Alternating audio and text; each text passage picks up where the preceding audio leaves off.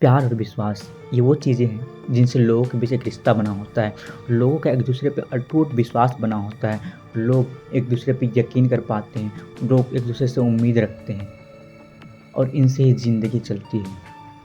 लेकिन हर दूसरे दिन हमें अखबारों के ज़रिए या न्यूज़ के ज़रिए ये पता चलता है कि कहीं न कहीं प्यार और विश्वास की हार हो रही है। आज हम एक बहुत ही भयावह घटना की बात करेंगे जो घटी थी झारखंड राज्य के खूंटी ज़िले में। इस घटना में हमें प्यार और विश्वास की हार दिखाई देगी। ये घटना एक 24 वर्षीय लड़की के साथ हुआ। एक 24 वर्षीय लड़की जो अपने प्रेमी के साथ कई सालों से लिविंग में रहती थी। उसे क्या ही पता था कि जिसके साथ उसने संग जीने की, संग मरने की कस्में खाई होंगी, जिसके साथ उसने हर छोटी और बड़ी बातें, खुशी और गम शेयर करने की सोची होगी, वही प्रेमी उसका एक दिन मौत का कारण बनेगा। आज हम बात करेंगे उस लड़की की जिसकी हत्या की जाती है उसके ही प्रेमी के द्वारा। वो हत्या कोई मामूली हत्या नहीं होती है। उस हत्या में उसका प्रेमी उसके शरीर के 40 से 50 टुकड़े करके जंगल में फेंक देता है। हाँ, आज हम बात करेंगे झारखंड राज्य की एक ऐसी ही भयावह घटना की। झारखंड के खूंटी ज़िले में एक गांव है जोरदाग, जिसके आसपास जंगल ही जंगल है। ये बात है 24 नवंबर की, जब गांव के लोग ऐसे बैठे हुए थे। इन्हीं बीच जंगल से कुछ कुत्ते गांव की तरफ आते हैं। उन कुत्तों को देखकर गांव के लोग दंग रह जाते हैं। इसलिए नहीं क्योंकि वो कुत्ते जंगली थे, बल्कि इसलिए क्योंकि उन कुत्तों के मुंह पे मांस के टुकड़े थे। और ये मांस के टुकड़े कोई मामूली मांस के टुकड़े नहीं थे। एक कुत्ते के मुंह पे एक इंसानी हाथ का टुकड़ा था, जिसे देखकर गांव के लोगों को संदेह हो जाता है कि कहीं ना कहीं जंगल के बीच में कुछ अनहोनी हुई है। इसलिए वे पास के पुलिस स्टेशन में जाकर पुलिस को सूचित करते हैं। उसके बाद पुलिस एक्शन में आती है और उसी डायरेक्शन में जाती है जिस तरफ से जंगली कुत्ते आए हुए थे। फिर जंगलों के बीच में पहुंचते ही पुलिस को दिखाई देने लगता है कई लाश के टुकड़े इधर उधर पड़े हुए हैं। कहा जाता है कि लगभग बॉडी को 40 से 50 टुकड़ों में काटा गया था, उसके बाद वहीं फेंक दिया गया था। अब पुलिस को ये पता लगाना था कि एक इतनी भयावह हत्या को अंजाम आखिर किसने दिया। पुलिस को घटनास्थल पर एक बैग मिलता है।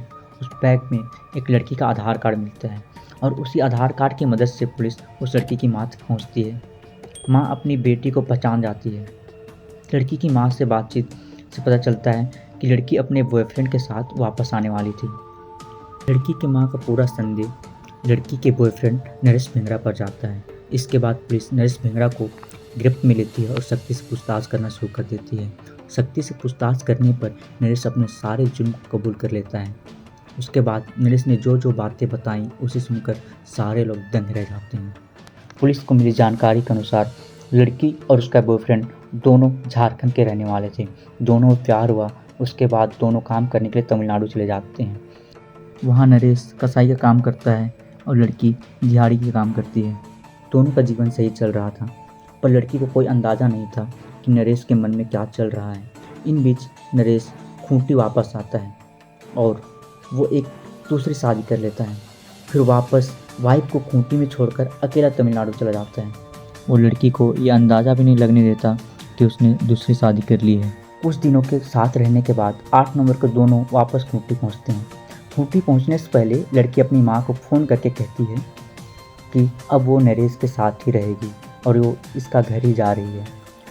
ये बातें सुनकर नरेश परेशान हो चुका है, क्योंकि उसकी ऑलरेडी शादी हो चुकी है और उसके घर में एक ऑलरेडी वाइफ है। उसे ये डर लगा रहता है कहीं उसके वाइफ को इस लड़की के साथ संबंध के बारे में पता न चल जाए, इसलिए उसने प्लानिंग स्टार्ट कर दी थी। खूंटी पहुंचते ही वो गांव के पास एक जंगल में जाता है और ऑटो को वहीं रुकवा लेता है। फिर लड़की को लेकर जंगल में चला जाता है। कुछ देर लड़की को ये कहकर चला जाता है कि तुम थोड़ी देर बैठो, मैं कुछ सामान लेकर आता हूँ। लड़की अकेले बैठी उसकी इंतज़ार कर रही होती है। थोड़ी देर बाद नरेश वापस आता है और साथ में चिकन काटने वाला औजार ले आता है। लड़की को उस पर कुछ संदेह नहीं होता, क्योंकि नरेश कसाई का काम करता था। दोनों थोड़ी देर बैठकर बातें करते हैं। फिर वो लड़की से आखिरी बार संबंध बनाता है। संबंध बनाने के बाद वो लड़की को गला घोंटकर हत्या कर देता है। जब लड़की की मौत हो जाती है तो ये हत्यारा यहीं पे नहीं रुकता। ये अपने साथ लाए औजार को निकालता है। हैवानियत की सारी हदें पार करते हुए लड़की की बॉडी को 40 से 50 टुकड़ों में काट देता है और फिर लाश के टुकड़ों को जंगल में जंगली कुत्तों के खाने के लिए छोड़कर चला जाता है। इतनी भयावह घटना को अंजाम देने के बाद शायद भगवान भी नहीं चाहता होगा कि नरेश भिंगरा जैसा हत्यारा बचा रहे। यही कारण है कि जंगली कुत्ते हाथ के टुकड़े लेकर गांव में चले गए और आखिरकार नरेश भिंगरा पुलिस की गिरफ्त में आ गया।